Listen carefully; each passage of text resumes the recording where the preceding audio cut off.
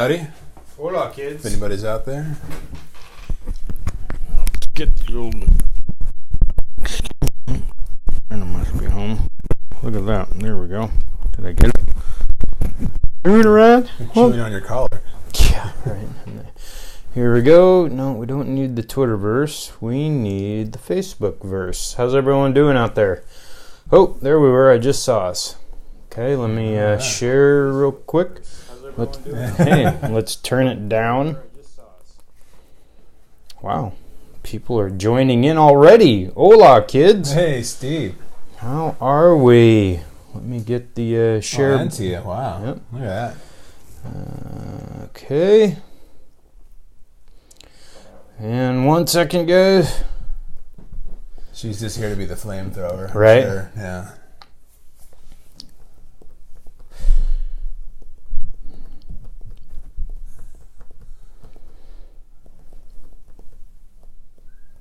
Okay.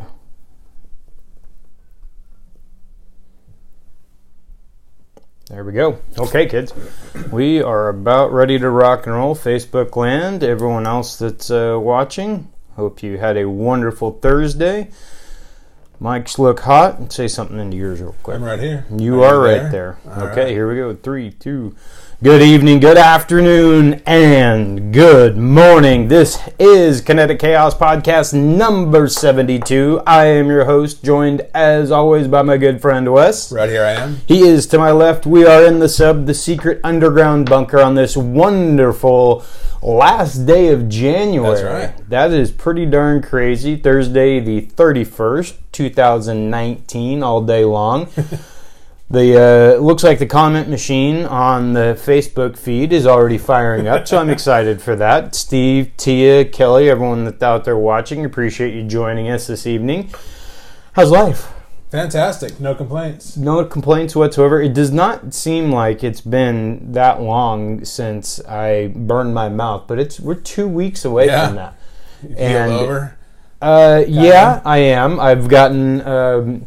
not as much support as I would have hoped from the masses. I thought more people would be very concerned about my my overall. Oh no! You go away. Sorry, I'm having some technical difficulties with my computer machine, but we'll. Oh my gosh. Anyway, so hopefully this doesn't crash my computer while it tries to force me to update something. But anyway, no, yeah, people just weren't, they for some reason thought it was funny. Yeah. As you sat to my left, I'm under the same assumption for you that you thought it was quite funny. And it was mildly amusing. It was more relief than anything that it wasn't me. Well, it's funny that you should bring up relief because this Saturday... That's right.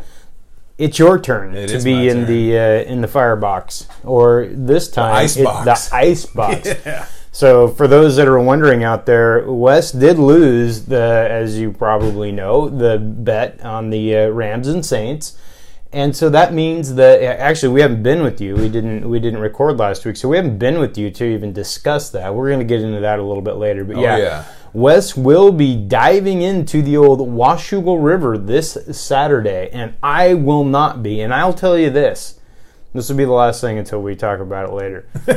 I would rather eat 5 habaneros. Oh, no, see, I'm the opposite. Than jump into that river. I'd go in the river all day long. No. All right, so we're good to go then, because, I'd take the river over habaneros. Really? Oh, yeah.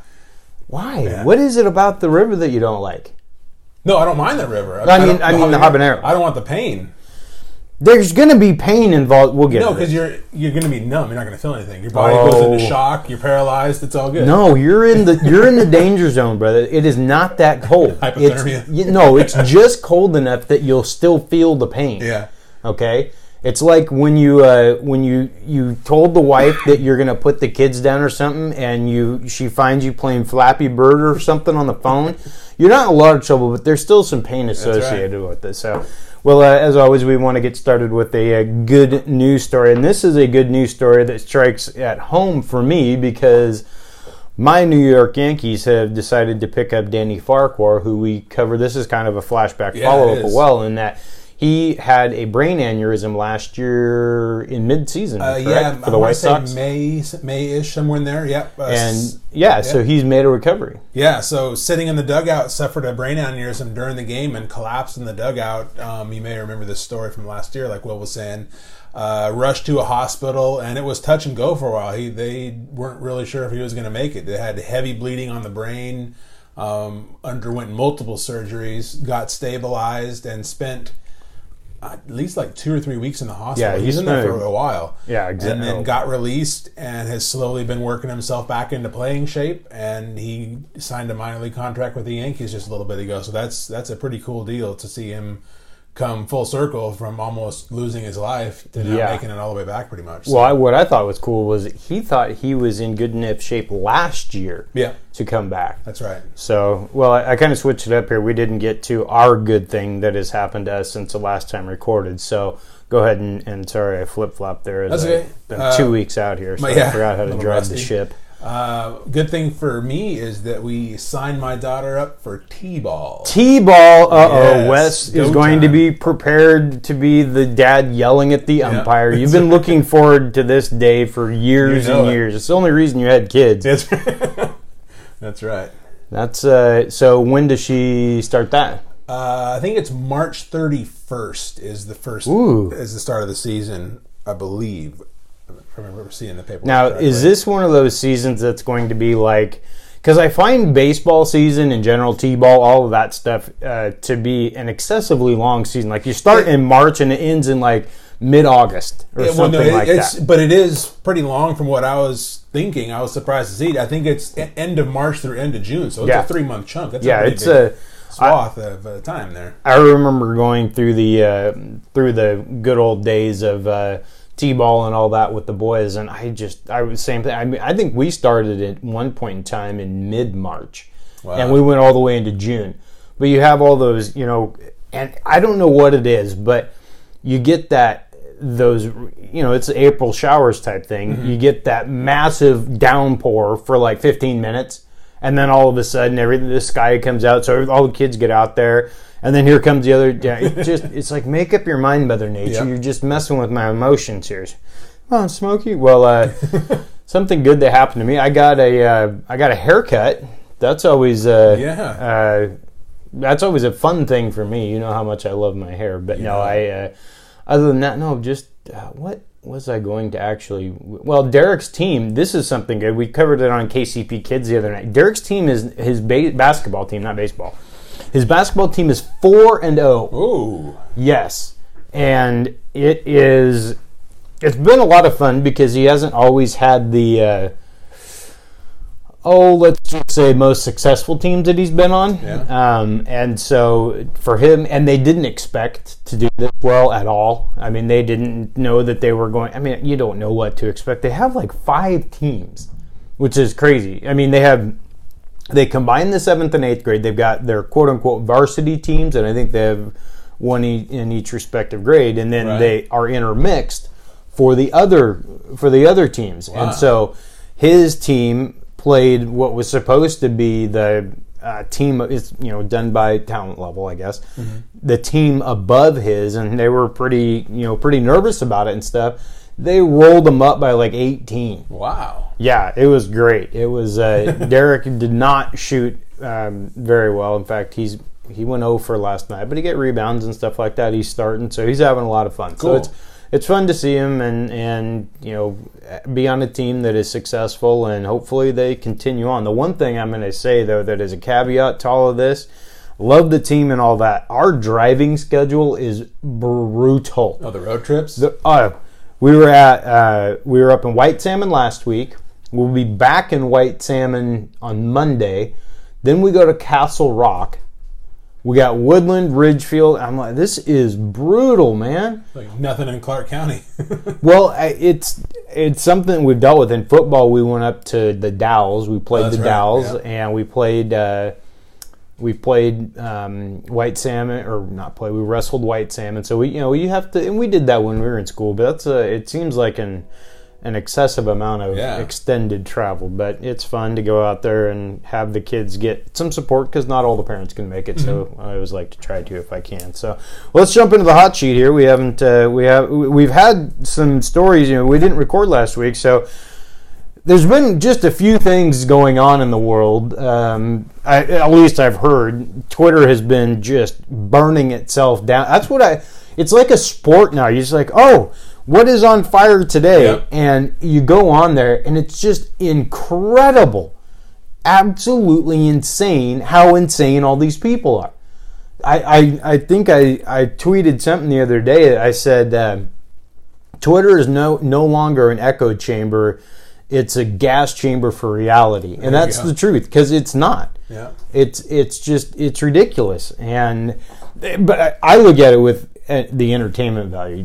You can't look at it you can. I like to see, like, if you checked out all the people that I followed, you'd be like, oh, he likes that. You can't judge that. You've got to keep an eye on everything, have a well-formed opinion, and you get to see all the craziness that these people put out there for the masses to read. I'm like, you thought you were like, hey, I'm going to type, and I'm going to send it to my 2 million followers, and it's like, what is wrong? You need to have, and we've said this for athletes and singers, you need to have somebody just to club you over the head, especially if you've got any alcohol or anything on board. That's when the dumbest tweets fly. Yeah. Anyway, so that was a total squirrel on that one, but one of the big topics on there has been the temporary spending bill that we've actually reopened the government. Thank goodness. We're glad to actually have people back to work. 800,000 people on a couch is not a good look.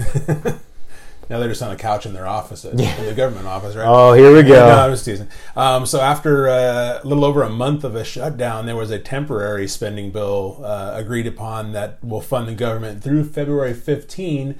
And supposedly it's all contingent on, basically Trump wants them to work out a deal to fund the wall, and he's threatening that if they don't get a package together that funds the wall by the 15th, he'll let the government shut down again, let this temporary deal expire, and we'll go back to a shutdown. So it's going to be interesting to see after 33, 34 days of the shutdown, to see he and Pelosi, to see who blinked first, basically. There was just a big stare down. She owned him. Yeah, exactly. It was a big stare down. Nobody wanted to budge, and he finally blinked and agreed to this, to sign this temporary spending bill. Shut down LaGuardia. Yeah. Yeah. Yeah, I mean, that's what it took, evidently, amongst many other things. But. And then, so now are we going to be back in the same situation here in just a bit over 2 weeks when this temporary bill expires? Are we going to go back to a shutdown and I can't see it happening. 3-week face-off and stare down to see who blinks first. So, what do you think the chances are? Let's do our normal gambling side of this. What do you think the odds are of it actually being shut down again? I would say if you could take Trump at his word that he was going to... Whoa. Did you just actually say that? Yeah. That he was actually going to stick to his guns and say, I'm not doing... Back to his original statement is, I'm not going to sign this if there's not funding with the wall. Yet he's now kind of waffled a little bit. But if he were to stick with his guns, I can stick to his guns.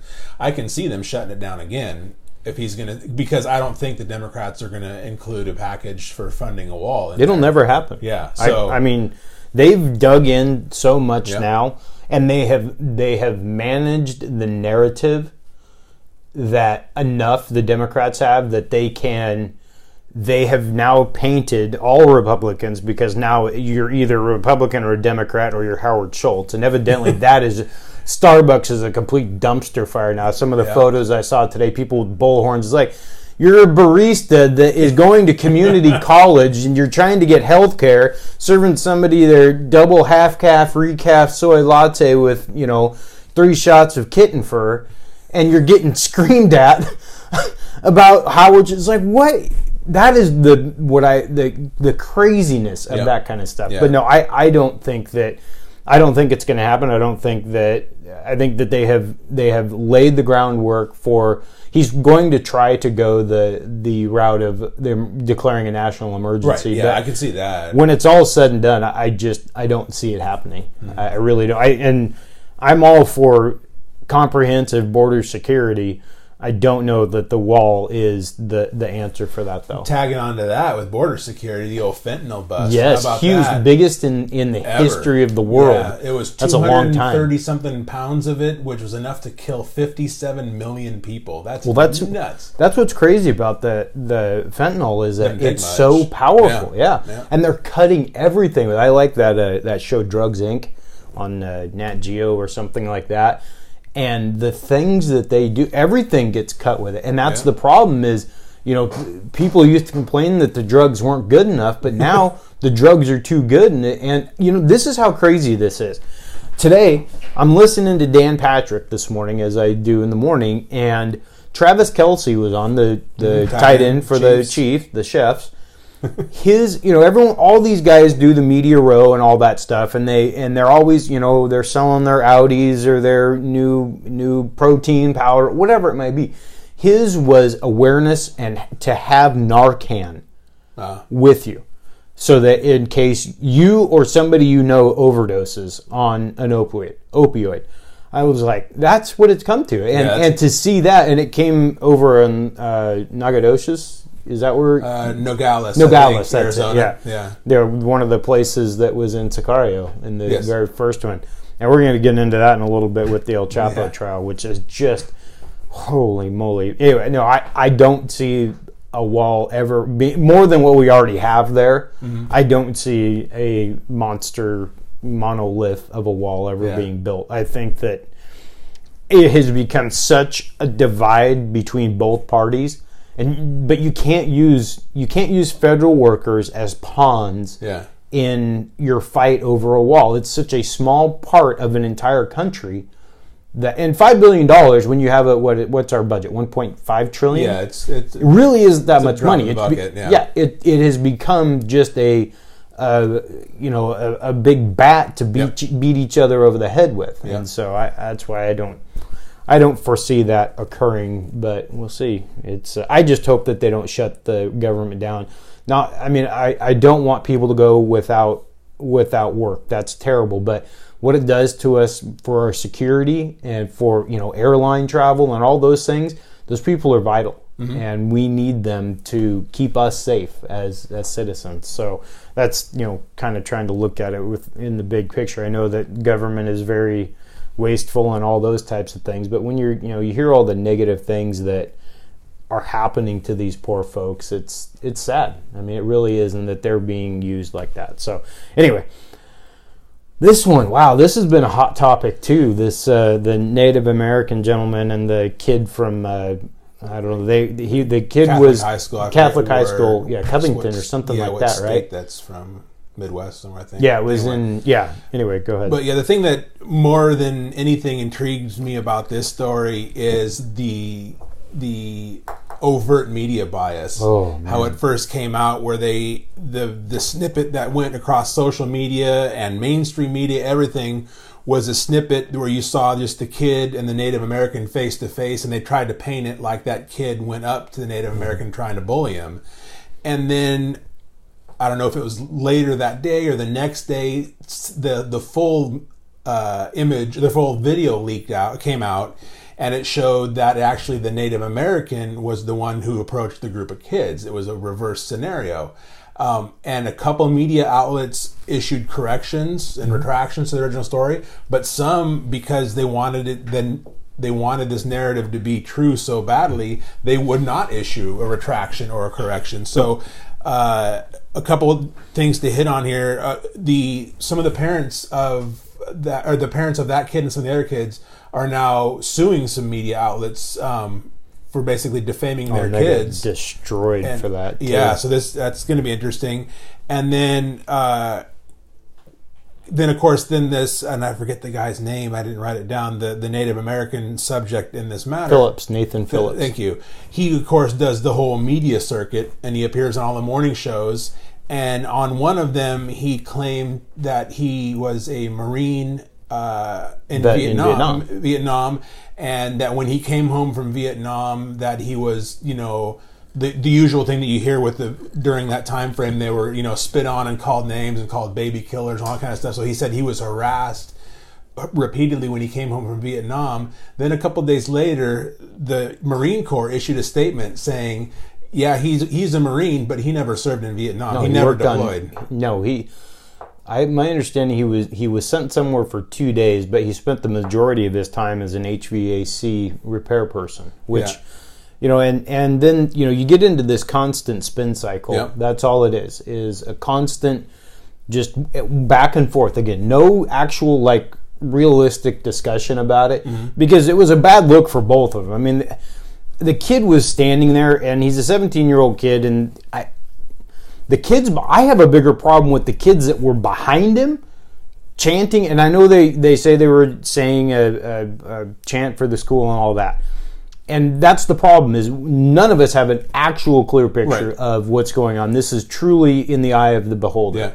And so, because you had the black Israelites there, who were probably the impetus for the entire thing. Exactly right. Yeah. And they're not catching much, and they were yelling horrible things. Oh, yeah. The kids, I mean, it was a terrible look. That actual kid, though, I mean, honestly, he just looked like a douchebag to me. I mean, that was his crime, was just looking, and then to hear people, what they were saying about, I'm like, I'm not defending the fact that he, probably should have handled it better, but honestly, he just stood there.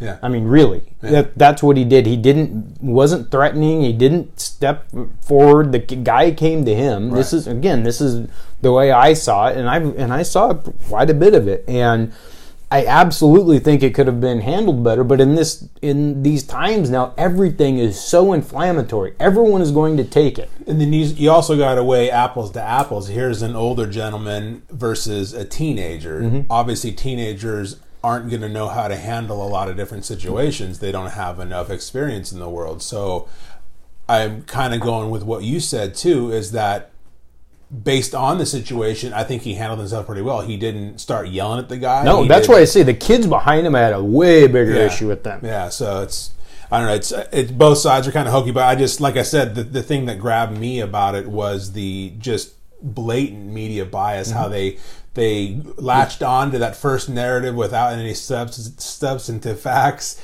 and just ran with it. And then when the truth came out, they were real reluctant to retract. Yeah, and I mean, they double, triple, quadruple down on it, and that's right. But the thing about being out there on the interwebs is that it's there forever. Regardless of you think you can delete something, it's not. What you said, what these people said now may come back and haunt them in 10 years because you see the inflammatory things that they say. And it's like, if we could just have a measured discussion about these things, yes, they're both in the wrong. No one should have there should not have been any type of arguments or anything like that at all. It's supposed to be a protest, or no, it wasn't a protest, it was the Women's March. They were there for a common purpose, would be my thought. So, I don't know. And the other thing, I think some people did have a good point, is where were the chaperones? Because if I was chaperoning my kids and I've got a 19-year-old, if that kind of thing was happening for that long, I would have been in there so fast it made your head spin. You need to get in there and have an adult-to-adult conversation and not let the kids. That's why it kind of makes me think, like, were they doing it as a stunt or so? I don't know. I don't conspiracy theory or whatever. But I got those for you later on. So. Nice. That's what I like to hear. But that's the kind of thing that. Why weren't they, you need to have an adult handling the situation step in and say, hey, this isn't, you don't need to be standing there and all that. So anyway, Venezuela is not the place to be right now. That's for sure.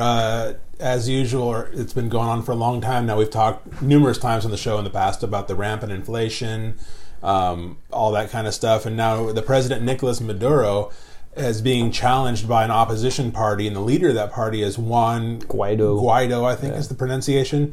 And now Trump has gone so far as to recognize him as the leader of Venezuela and basically, just shut off Maduro from any sort of communications and relations. And in turn, then Maduro has turned around and said that they're not going to have any relationship with us anymore, that kind of stuff. So it's going to be interesting because now the riots are increasing in the streets. Well, did you see the protests? Yeah. Holy moly. But we've got Maduro's attention now because of the sanctions we just put in place. So that's going to be an interesting one to watch. It's a scary situation for those involved. I know that I read about it from a kind of a different angle last year. One of the Cardinals players is a Venezuelan native, and all his family is there. He's the only one in America. The rest of his family is there. And so he talked a lot during, like not post-game interviews, but during, like morning shows and stuff in St. Louis, and I'd hear some of that after the fact. Talked about, how scared he was for his family being down there and all the uncertainty and all that kind of stuff. And it's definitely, it would be a scary thing to be involved in, but it's obviously a powerful thing when you're talking about the citizens being oppressed for so long under this, socialist regime where they have, they're starving to death, and they finally get enough, a big enough groundswell of people together to try to rise up and overthrow the president. So I mean, that's a huge undertaking. Well, and he's the national leader. This Guaido is the national leader of their Congress, I believe, or the president of their Congress or something like that. But no, it's a bad situation, and they've been, they've had issues for a long time that they need to get taken care of. And we see what they find. They have so much oil, they have money, they have resources that they can use to help their country, and yet you have famine and things like that's unacceptable. And we've not always been the best down in our relations with South America aren't always the best. So, but then we got John Bolton saying that he's going to park 5,000 troops in Colombia next door. Well, Colombia has an issue as well. So I don't know. I wish that it just would stop being such a dumpster fire from our standpoint. We're supposed to be the worldwide leader. We're the ESPN of world politics, okay? That's right. And to get into this chippy bullshit on Twitter, is such a bad optics, as we like to say. It drives me crazy. So, number 4 here on the hot sheet is thank you, Jason. We appreciate that. We try hard. We try our best. He said great show. Much appreciated. Everyone watching, thank you for joining us.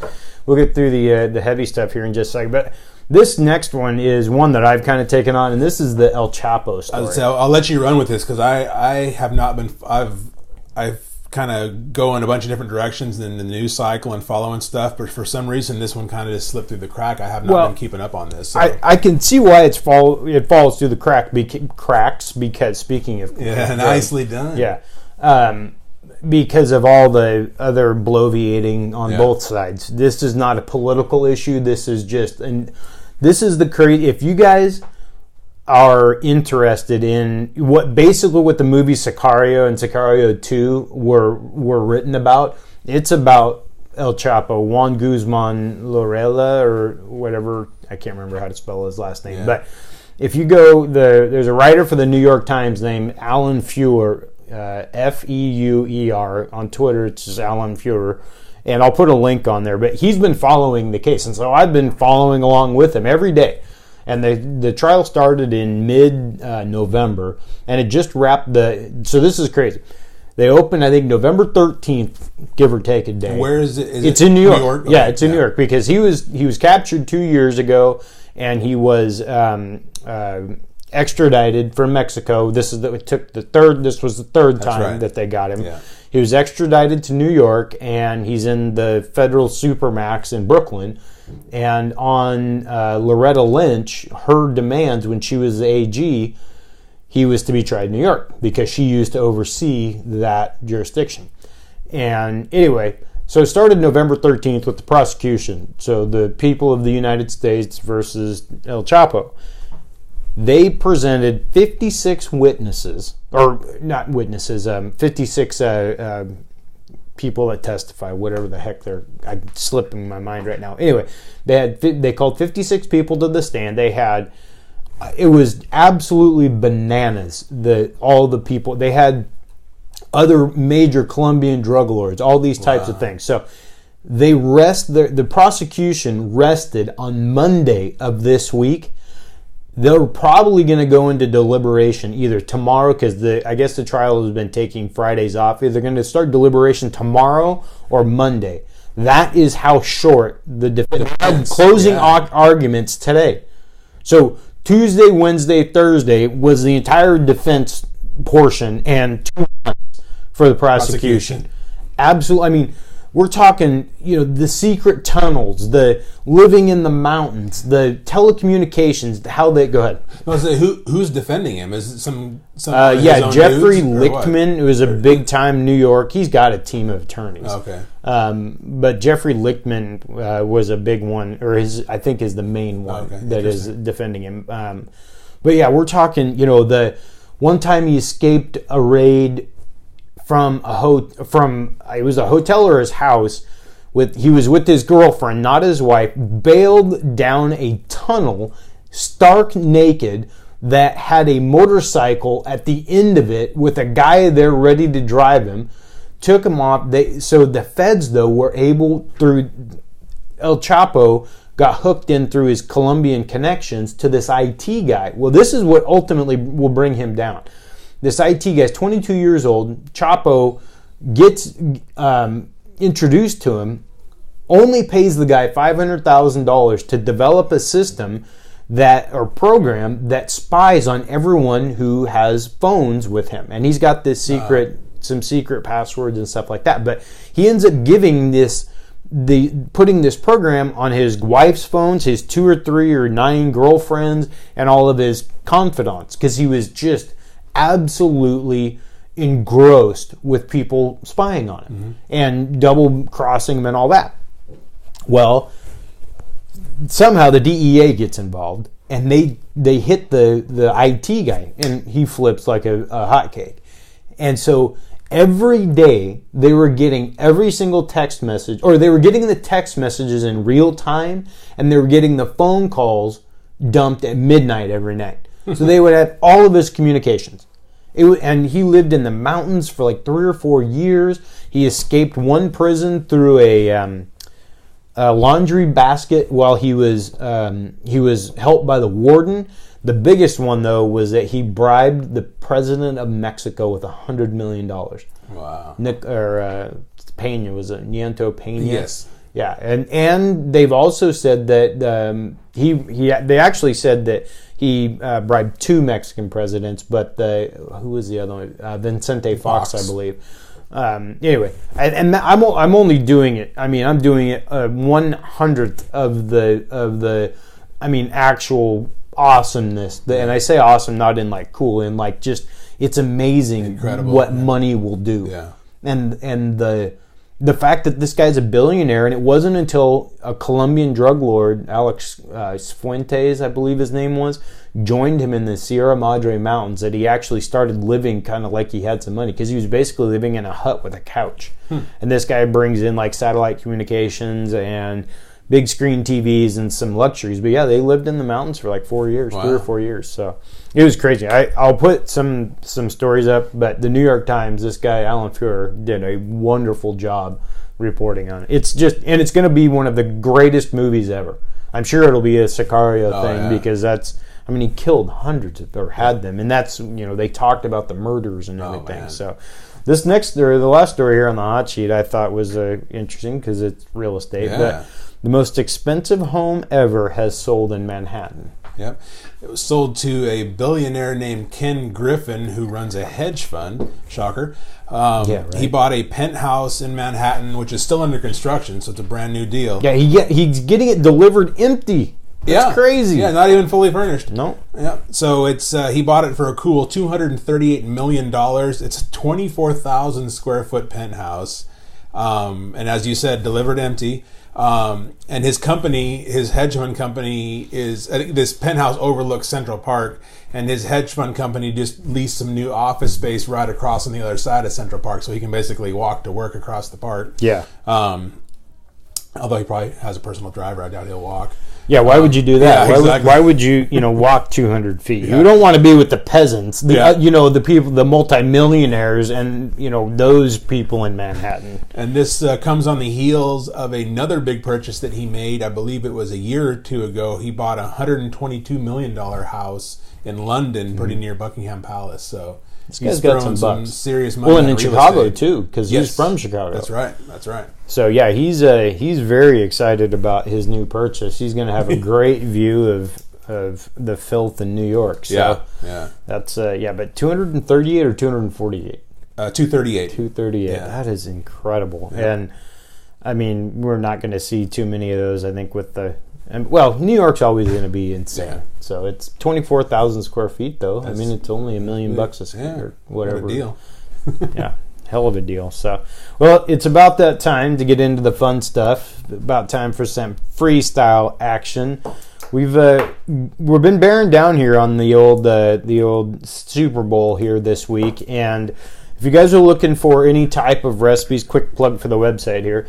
Any recipes, that kind of stuff. I've been putting up posts every day with superb bowl recipes. We've got appetizers, got main dishes, we got desserts, all kinds of fun stuff. So head over to kineticchaos.com, check that kind of stuff out, and I'll have some more stuff as we head into the weekend posted up there as well. So why don't you drop or jump us off, whatever. First, do a quick recap of the previous week's let's do that. Championship games, which got me into the ice cold water, not hot water. The cold water challenge here, yeah. So first game we were talking about is New England, Kansas City.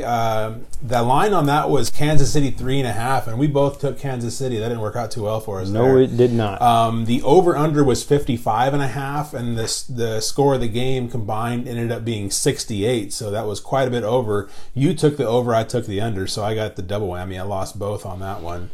And you didn't do well at all, actually, on that weekend. No, and then the painful game was the Saints-Rams. Hashtag painful game. This was the actual bet that we made. It was the Saints was 3.5 was the line, and the Rams won 26-23 with all sorts of controversy, and that's going to be my freestyle topic. I'm going to go into that a little bit. I figured. And the over/under was 56.5, and it ended up being 49, and we both took the over, so we were both wrong on that one. So you went over on yours. Yeah, I did, as a matter of fact. Thanks for pointing that out. Yeah. So when we start because our new show's coming up very soon, basically what will be the freestyle, and gambling is going to be a part of that. This is just a little foreshadowing into the fact that whatever West says, fade it. We're going to fade West. That's going to be a new segment, just fade West. Because I don't think you did too well the week before, except for the one bet that you won against me, right? That's right. No. So before we move on to the actual freestyle, we'll get on to the Super Bowl here, the lines, and we'll figure out what we want to do bet-wise. Okay. The line is New England 2.5. It hasn't moved for the last several days now. Well, it opened at Rams 1.5, I think. Right, and then it pretty quickly flipped. The money just came crushing. And I thought I saw it as much as 3.5 on the Patriots side, and then it shrunk to 2.5, and that's been that way for like 5 days at least now, 5-6 days. Really? So I think it looks like it's settling unless we get some money coming in late, which is obviously we'll get huge money on Saturday. But as of now, so we'll stick with the line at being New England 2.5. What are you feeling here? Well, as much as I hate to say it, I don't. First of all, I'm not going to put any big bet on this game because I hate the Patriots. I want the Rams to win, but I've got a gut feeling that the Patriots. Okay, so let's do it. We'll come up with the actual penalty. We'll put it out. We'll put it out to the masses, though. You guys give us here on the live feed. Put up some ideas. Nothing crazy. Go easy on us this time because we're not. I have no vested interest in this other than I want to see Brady lose, but I kind of don't. That's really weird. So you'll take the Patriots. No. I guess I would. I would take the Patriots and give up the 2.5. Okay, so I'll take the Rams then. Okay. And then what's the over/under? Yeah, so hang on a second. Let me write this down. So I will do this, and Will is on the Patriots. You're exactly right, Jason. What happened now? He said that as much as people dislike Tom Brady, you can't count him out. Nope. Yep. So, Hojo says if it's not a Cougar game, I'm out. So, well, the guy that Tom Brady replaced was a That's Cougar. Right. He was a Cougar. There's a tie-in. It's like 6 degrees separation, right? Yeah, Kevin Bacon. No. So I'm in for the Rams winning by a field goal. That'll do nicely for me. Okay. So anyway, back to your question. Over under is 56.5. Oh, I will hammer the over. Are you? That one. Yep. I've been kicking this one back and forth. You know what? I'm gonna take the under just so we're different on this. I'll take the under. Yeah. Yeah. No, I just think that if you look at most of the Super Bowls, they're either wildly, wild scoring, or they're complete defensive showdowns. Yeah. Just 7-3 or something. But I really don't think it's going to be hard for each team to score 28 points. Yeah, I don't. And being indoors, no elements, that kind of stuff lends itself to being a higher scoring affair. Yeah. Well, see, that's what I would have thought with the Saints Rams. They were in the Superdome. They're both high power offense teams, yet they couldn't handle it. It was 49 points combined with them. That was a relatively low scoring game. Yeah, it was, and you want to just attack it right now? Yeah, so we'll segue into my freestyle. Yeah, go into it because I knew that this was coming at some point. This is why we didn't record last week because Wes was still crying. No, it's everybody by now knows the big controversial no call with less than 2 minutes to go in the game, where the guy got absolutely smoked and helmet to helmet. There's two different fouls out on the play. Neither got a flag thrown. So First, the conspiracy theory, because I told you when you mentioned conspiracy theory on an earlier story, I was going to bring something up. So I'll hit on that real quick, and then I'll get to the actual freestyle debate discussion on this. Okay. So the conspiracy theory is that first a little background. The NFL has not a policy, but like a best practices kind of thing, where they try to place officials on a game that they don't have any, conflict of interest, so to speak. You can't do this, man. You cannot go here. I know where you're going. No, I know, but I'm just saying. But so they have that best practices in place, and they gave examples. Mr. Smedium, Ed Hockley from Phoenix, almost never got assigned to a Cardinals game. Mike Carey, one of the other longtime refs who recently retired, is a San Diego native. He never officiated a Chargers game. So they look. That's what the NFL is supposed to do: is look for this kind of stuff and make sure, because they're trying to be transparent and not lead into these conspiracy theories. So anyway, now getting back to this game, is that you have 7 officials on the field. So Bill Vinovich, the referee, distance-wise, he was far removed from the play, so, and it wasn't his flag to call anyway. It wasn't his flag to throw. He was too far removed. But the down judge remind me to come back to the down judge thing here in a second. The down judge, who was about 5 yards upfield from the play, and then the side judge... We're getting really down. Oh, yeah. Okay. We're really the side getting judge into was it. about 5 yards downfield. So they're each equal distant, very close to the play. And then the back judge in the end zone also had eyes on the play. And it's very interesting because the article mentioned what each of those officials' assignments were, what player they were supposed to watch.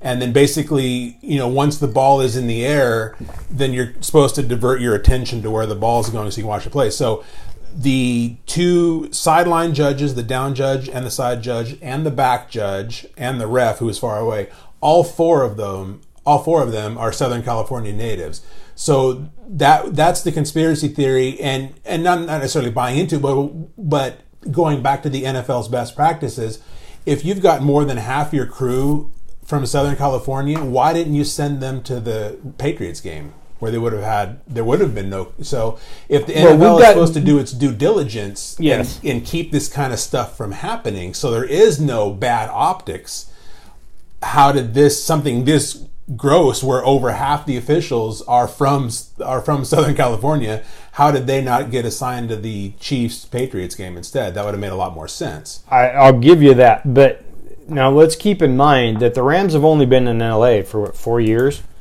5 years. Well, but we're talking about blue hair refs that have been in LA their whole life. Back when the Rams used to be in LA the first time around. So these are like lifelong Southern California guys. So. I understand that, but we have to think about a concerted effort by four people on a hit that took 1 second. Yeah.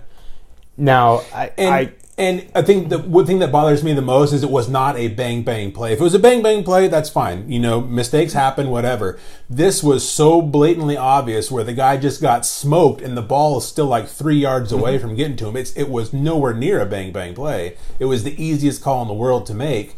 And you had 3 officials, not counting the ref because he was too far away to have a good look at it, but you had the down judge, side judge, and even the back judge a little further away, all with eyes on the play, and none of the 3 of those guys threw a flag. Yeah. It's just inexcusable, and now we've devolved to the point, and I'm not a fan of it, where they've got the season ticket holders suing and wanting them to replay the game. That's all that all stupid obnoxious. Stuff. And that's ridiculous. But what I do think is that, and I think a lot of players, not even the Saints players, but like NFL players in general have echoed this, is that they feel that the officials aren't held accountable when issues like this happen, and all the discipline is handled privately. So, if a player gets fined for a helmet-to-helmet hit, that's public. Everybody knows how much you get fined. But if an official gets fined, it's kept under wraps. So there's a lot of players that are upset about that, saying, how do we know that you're truly disciplining these officials if you don't make the discipline public? But it's just like anything else. They miss calls constantly. Oh, yeah. I mean, and I know that this was an egregious hit. It really was. But we've seen, some of the hits that the Legion of Boom laid in their Super Bowl season were far worse than that, and they didn't get called. Yeah. So, I don't think it's really at that level of... we have to say that it's like the worst call in the history of the NFL. I don't think it's that bad. The slight difference between the Legion of Boom stuff you're talking about to today, to this game, is that the rules have now been modified to the whole defenseless receiver helmet to helmet. That kind of stuff wasn't really called back then, and it's supposed to be enforced now due to the whole CTE concussion kind of stuff. So they're supposed to be cracking down on that. And here was a blatant play that they missed. But so back to my side tangent of the down judge. The story behind not the specific person, but the name down judge. Remember the name head linesman? Yeah. That's the down judge. They're no longer called. They changed the name. Really? They're no longer called the head linesman. They've now changed the name to the down judge. And that was Goodell's call 2 years ago, I think. Do you know why? No. Headlines men. They wanted it gender neutral. Oh my goodness. I'm not joking you, because they've got a female official in the league and they're wanting to be more inclusive to female officials, so they wanted to take the word man out of a position. So the head linesman, they changed the name 2 years ago to the down judge, so it's non-gender specific anymore. So thank you, Roger Goodell, for that. Yeah, Roger Goodell hasn't had a very good week. Did you see the Barstool stuff?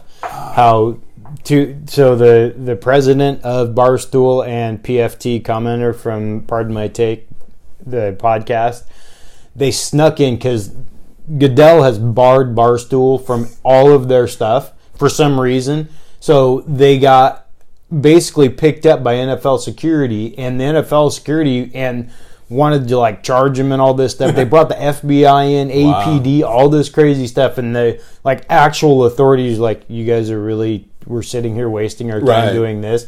They held him in a room and stuff for an hour. It was ridiculous, but it's so that's when Sean Payton was on yesterday on some show. They have the clown shirt. And he had that on underneath. Classic. You can see the top of the hair. You can see the top of it. That was great. Yeah, that was epic. So now getting to my freestyle portion, tagging onto that is replay, and the usage of it for call/non-call on PIs. The CFL has been doing it for 2 or 3 years now. The CFL started by allowing 2 coaches challenges per game, and you could either challenge a call or non-call. So if you thought something should be called and it wasn't, or vice versa.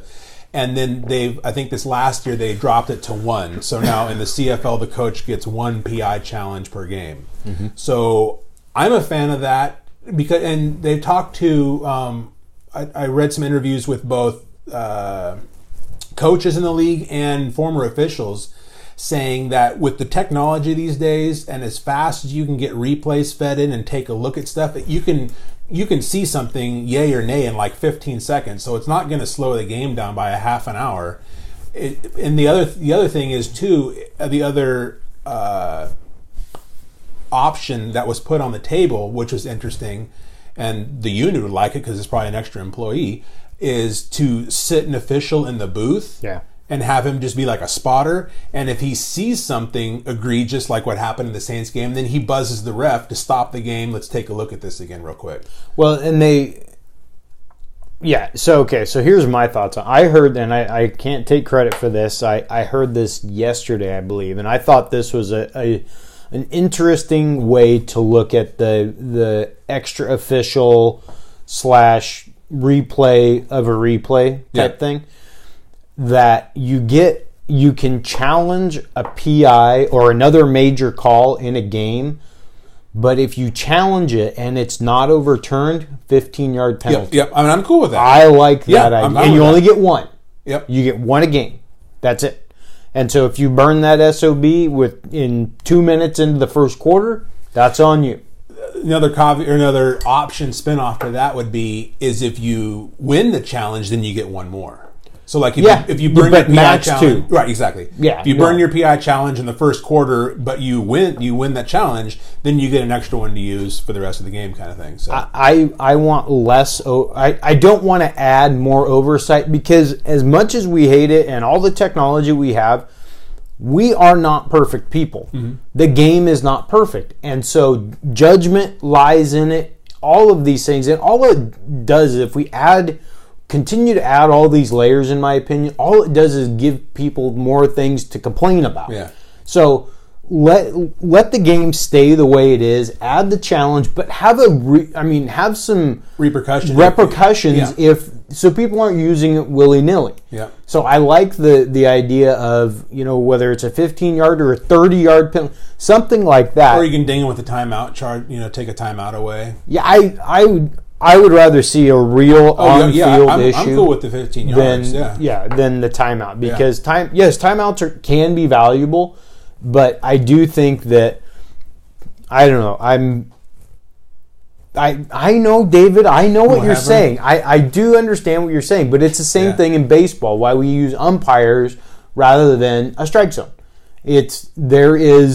But it's obviously over the years now with baseball, it's been modified to using it for home runs, and you can now challenge if there's a bang play. Well, I'm talking about strikes, though. Yeah, balls and strikes. That would be another leap. But I fully support the technology advancement in baseball that you can now the manager can now challenge like a play at the plate, that kind of stuff, because that literally in baseball where a single run matters, that can change the game. If you blow the call and call the guy out, that could lose the team the game if you were wrong. So, I mean, something of a ball and a strike here or there, those could be important. But when it comes down to something huge like a run, a runner crossing the plate, a home run hit, a touchdown scored, something game-changing, it's very important to get those kind of things right. But then if you look at this situation that we're talking about here, that didn't have an impact. It wasn't a scoring play or anything like that. He didn't catch the ball.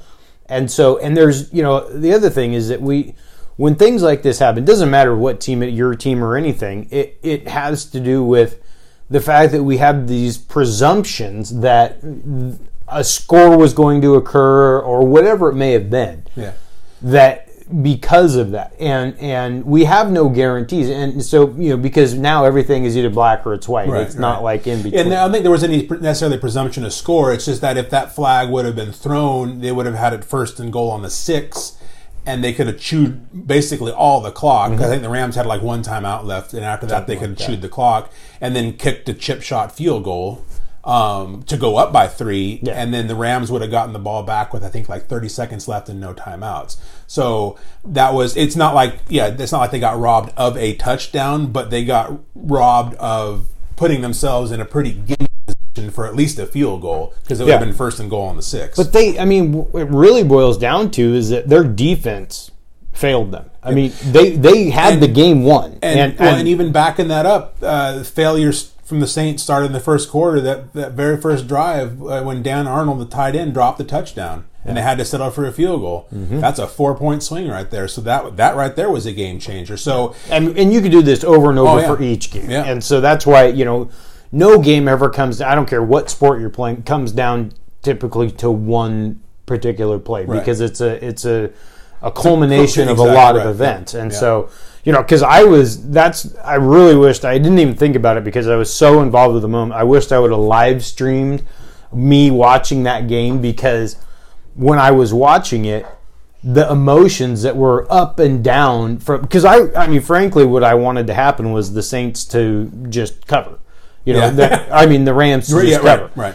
I wanted the Saints to win by 2. Yeah. Then I would have been great. Yeah. You would have lost, but you would have gotten your Saints. Yeah. Well, then, if the scenario I said happened, where that PI was called, they got it 1st and goal on the 6, they chewed clock, kicked a field goal. That the line was 3.5, so that would have been Saints up by 3. So it still would have worked out for you, because the Saints wouldn't have covered. So and that's what I was rooting against the field goal kicker. So that's why I say I wished I would have live streamed it, because I didn't want him to kick. I wanted the game to be over, because I knew that the opportunity for a touchdown would have occurred in overtime. So I wanted it to be over right then and there. But then I was anti-rooting him like crazy. 5 minutes later, I'm totally for him, rooting for him. So I was all over that, and it all ended up well. And let's see what do we got here? We got. David says, regarding your 2 bets, winner with spread and over-under, have 2 bets, so it will be double or nothing on the outcome. I'm thinking about what the bet should be. Good. We've never incorporated the over-under into this before. We've always just gone with the spread. So yeah, we can do that. Interesting. But I don't know. Maybe nothing painful this time. I'm trying because something more mellow. Yeah, I'm all for that. Like, we could, what could we do? What kind of alcohol do you not like? Nothing? Straight gin. Okay, you have to take 2 shots of gin just to watch your face. Or something, like that. We could do something like that. Eating a tree. Like juniper. I know. Yeah. It's great. Oh. I used to love gin and juice back when I was really gin and tonic is fine. You squeeze a bunch of lime in there, I'm fine. But just like straight gin, man, no way. Yeah, that's very true as well. So we'll have to come up. We'll continue to think on that, but we're going to come up with come up with something. So that was that's all I had for the freestyle. So what do you got? What's a topic for you? I thought that we'll continue on with the Super Bowl discussion and go with our top foods, our top Super Bowl foods for the, because frankly, like Jason in the comment section, which I've got to say, the comments, you guys have been awesome today. We've had really good interaction, so appreciate all of that. But the big thing is, we've got, it's a full day thing. It's a national holiday. I mean, it really is. So I'm taking Monday off. I know. I love that. I love that you're taking that. I mean, when are we going to get Goodell to just put the damn game on Saturday? Yeah. Where we all really want it. Yeah, exactly. And I understand that it's for viewing and things like that. It's probably not the best, but it's like putting a real, like French Laundry, the restaurant French Laundry, which is a Michelin-starred, like 5-star restaurant, and it's in the middle of flipping nowhere in Northern California. Yep. But what happens? People go to it because it's so good. Same thing with the Super Bowl. If you have it on Saturday, people are still going to watch it. Okay, I mean, that's just the nature of the beast. But still, that being said, it's all about... Jaeger, there's a... Oh, yeah, ooh, I'd do that. I'd put some Jaeger shots up on that, because the last time I drank Jaeger, I had 9 shots. I had this brilliant idea at the Bigfoot. This is the last time I drank. My friend Nate Ballholm's birthday, we're down at the Bigfoot. Sorry, we're going on a little tangent here, but... or side trip. We're down there, and, we're having fun. I got up and I did...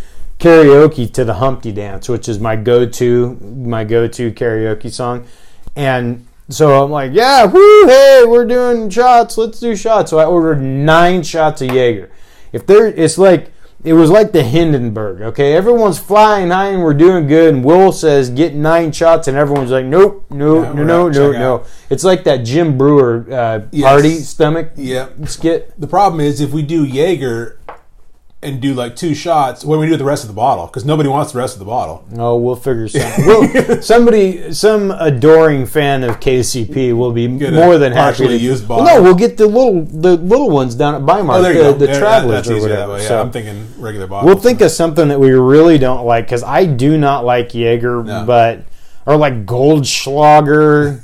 Something like that. Yeah. What do we got here? Oh, yeah, you will, Jason, I bet. Anyway, so 9 shots of that shit. Yeah. I think me and I can't remember who the other person was, but I think I was well on my way, and I think I drank 6 of them.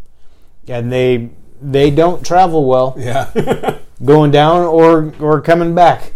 Not a fun night. But anyway, so back to our top top 3 Super Bowl. So this could be foods. Sides or mains, or anything, or talk about what your menu is going to be, that kind of thing. What the plan of attack for you will be, because you're going to your folks, right? No, friends of my folks. So the main course is going to be taco bar. And so then other people bring in sides. So I'm doing the jalapeno poppers and maybe another side. What's this? Or we could do a 302. You know what 302 is? I've heard that. Double shot of 151. I would rather do the 3 Wiseman, though. There you go. That is brutal, because I hate all 3 Yeah, of them. me too. Okay, we'll put the 3 Wiseman on it. Book it. Shake on it. A shot of... So for all those folks out there in Radio Land... let's get... One each. We'll get one each of the... So our bet for the Super Bowl is I have the Pates plus 2.5. 2.5, yep. And so Wes obviously has the Ramskis, the Rambos, and we've put the 3 Wisemen on it: Jim Beam, Jack Daniels, and Johnny Walker. I really don't want to drink that. All right, I'm down. That may be worse than the peppers for me, because I do not like. I can just taste it right now. Jack Daniels is disgusting. Yeah, I've had bad experiences with that. Very bad. The side of jalapeno poppers, and then somebody else is doing desserts. The guy that usually does that will bring like little a lot of times like little mini cheesecakes with a bunch of different fruit toppings, and you just do your own kind of deal. In fact, I haven't told Kim yet that, and she doesn't listen to my show, so I'll have to actually tell her in real time. But she makes these little mini cheesecakes in like a muffin tin. Yeah. With the gluten-free graham cracker, and then makes cheesecake, and then takes like raspberry jam. Raspberry jam and strawberry jam, and all you do is you put a little on top, and you take a toothpick and mix it in. I can already taste about 15 of those. So I don't know what else sidewise, but I would say. And we've done the taco bar thing for several Super Bowls now. That's always a good hit, because you can make your own stuff too. Yeah, exactly. It's a freestyle. There you go. But then the bacon wrap jalapeno poppers have become kind of a staple, though. Atomic buffalo turds. That's a must do. And then I don't know. One of these times I gotta brave the weather and use my smoker and do like the pork belly burnt ends would be a good one to do, that kind of deal. But yeah, I'm going to fire up the smoker. I think you got to have wings. Wings are a must. So with my wings though, what I do is I'll smoke them for like 20 minutes, and then they're not cooked or anything, maybe 30, and then I take them out and I put them in. We have those big crock. They're big. They're like baking pans, but they're the rock stuff, or you know what I'm talking about. Oh yeah. They're I don't know what, anyway, like clay or something like that. Whatever they are. Anyway, so I put them in there stoneware. That's it. Put them in there with butter and whatnot, and I put my seasoning on them and everything, and then I bake them, and then I put my my hot sauce and butter and stuff in there and finish them off. So, but I think we're gonna do street tacos. Probably do a little carne asada street taco action, and with that, do kind of like a combo taco bar or nacho bar. Taco bar.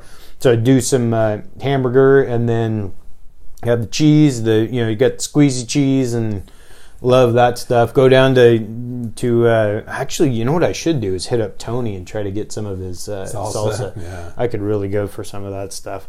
And then what else are we going to do? We have some other cool recipe. We'll do spinach and artichoke dip, I'm sure. There you go. Got some family coming over and whatnot. So it'll be low key fun, not like some of the pictures that I put up on Instagram and on Twitter of past Super Bowls, one including a 46-pound turkey. Racks full of meat. Yeah, well, I'm still tossing around the idea. I did this one year. I took a pork butt and you know what sofrito is? Yeah. I love sofrito. So I took the pork butt and I marinated it for a day in sofrito, and then I smoked it and pulled it down and made tacos from that. So carnitas, and that was really good.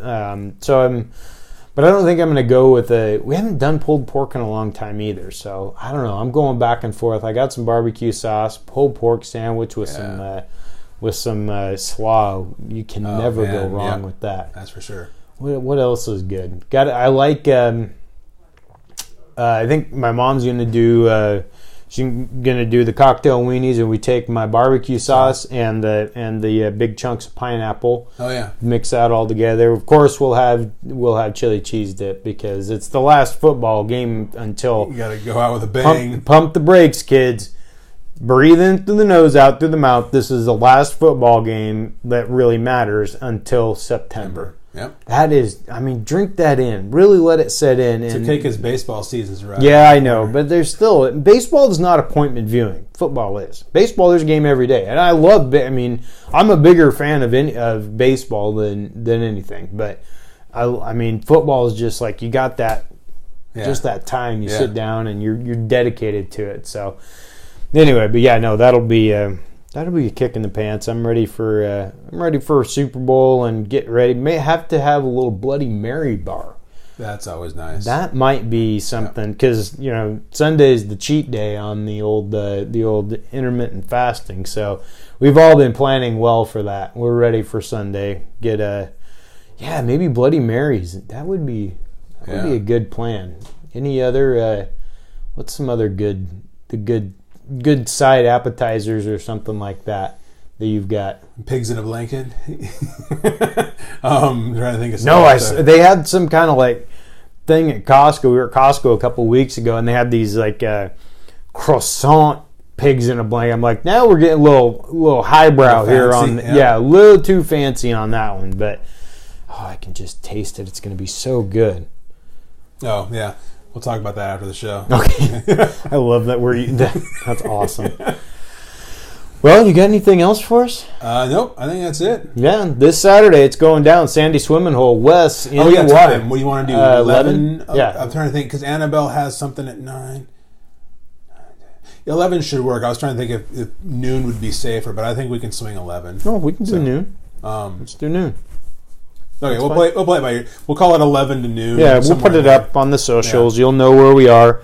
Let everyone know when Wes will be doing. But this is the big thing. Yeah, Derek I was going to say that's the other announcement. Yes, the other announcement is Derek, in his pact of solidarity with Wes, has on his own volition decided he's going to join you in the freezing cold river because that kid loves the water. Yep. There is nothing that he was like actually excited about it. It's like, oh man, this is going to be fun. Yep. I'm like, you are a knucklehead. Yeah. So Derek and Wes will be braving the elements. Luckily for you guys, but unfortunately for us, the viewing community, we wish that the snow that is being forecasted for Sunday night into Monday needs to get here a day early, because seeing you guys out there jumping into the river in the snow would be a sight to behold. That would be great. Yeah. So anyway, and I think I told you I pulled up the Department of Ecology's website. Yeah, 42. Well, that was